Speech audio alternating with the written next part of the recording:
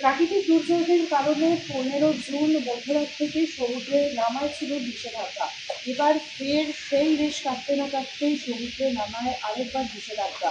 নিষেধাজ্ঞা জারি হলো সরাসরি নবান্ন থেকে। ফের প্রাকৃতিক বিপর্যয়ের ঘোষণা। 30 থেকে 40 কিলোমিটার বেগে বইবে ঝোড়ো হাওয়া। গভীর সমুদ্রে মাছ ধরতে যাওয়ার উপর নিষেধাজ্ঞা করল মৎস্য দফতর। কাকদ্বীপ, নামখানা, পাথর প্রতিমা, ফ্রেজারগঞ্জ প্রশাসনের পক্ষ থেকে উপকূলবর্তী এলাকা, স্থলপথ এবং জলপথে মাইক প্রচার শুরু হয়েছে। এরই মধ্যে কূলে ফিরতে শুরু করেছে ট্রলারগুলি। দক্ষিণ চব্বিশ পরগনায় মোট ট্রলারের সংখ্যা 8,500টি।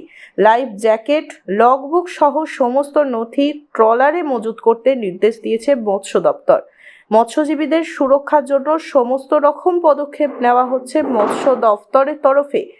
তবে আপাতত জলে নামতে নিষেধাজ্ঞা, মৎস্যজীবীদের নিষেধাজ্ঞা জারি করা হয়েছে নবান্নের তরফে।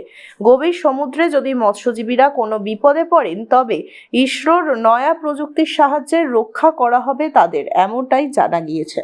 নিষেধাজ্ঞা আজকেই এসেছে। আজকে কালকে 18 তারিখ এবং 19 তারিখ সকাল পর্যন্ত সমুদ্র উত্তাল থাকবে। সেই মতো সমস্ত মৎস্যজীবীকে যেতে নিষেধ করা হচ্ছে এবং যারা বাইরে রয়েছে তারা অলরেডি ফিরতে শুরু করে দিয়েছে। কাল থেকে সমুদ্রে যথেষ্ট উত্তাল আছে, তারা ফিরতে শুরু করে দিয়েছে। হ্যাঁ, এটা মনসুনের সময় এটা হতেই থাকবে, কারণ আমাদের বৃষ্টিও দরকার। আর এই সময় হতে থাকে, যখন খারাপ থাকবে আবার কাল পরশু করে আবার ট্রলারগুলো বেরিয়ে গেলে মাছ ধরা পড়বে নিশ্চয়ই। আমরা আশাবাদী সমস্ত যে এগুলো থাকে, যে ওয়েদারের যে এগুলো থাকে সব ঠিকঠাক রয়েছে, মাছ আমরা পাবো। তো 1-2 দিনের জন্য ওটা কিছু নয়। কয়েকটা ট্রলার, বেশ কিছু ট্রলার মাছও পেয়েছে সিজনের প্রথমে। এটা আমাদের জন্য খুবই আশা করছি আমরা এবছর মাছটা পাবো। বৃষ্টির জন্য কি মনে হয় আরও ইলিশ হওয়ার চান্স?